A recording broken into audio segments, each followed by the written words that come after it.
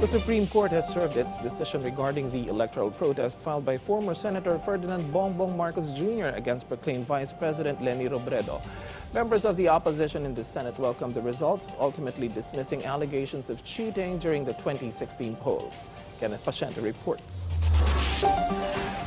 After more than 4 years, the Supreme Court sitting as the Presidential Electoral Tribunal, or PET, has junked the electoral protest of former Senator Bongbong Marcos against Vice President Leni Robredo.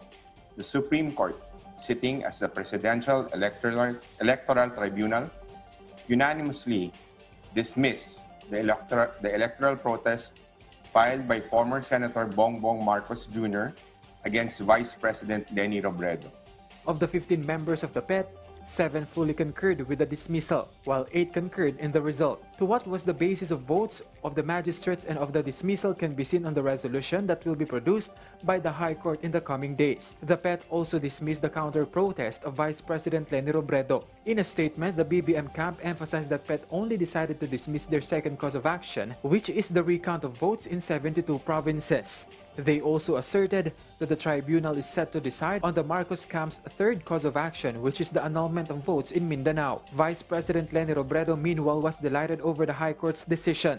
She insisted that after the long fight, the truth finally came out. She also urged everyone involved to just consider this as part of the past and just move on and focus on the battle amid pandemic. Sa dulo ng lahat, katotohanan yung mananaig. Naniwala tayo sa katotohanan ng ating pagkahalal, naniwala tayo sa proseso, naniwala tayo sa integridad ng mga mahistrado sa Presidential Electoral Tribunal. In the vice presidential elections in 2016, Robredo led by 263,000 votes against Marcos.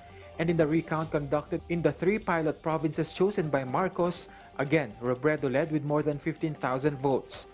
The palace meanwhile respects the High Court's decision but believes that this can still be appealed.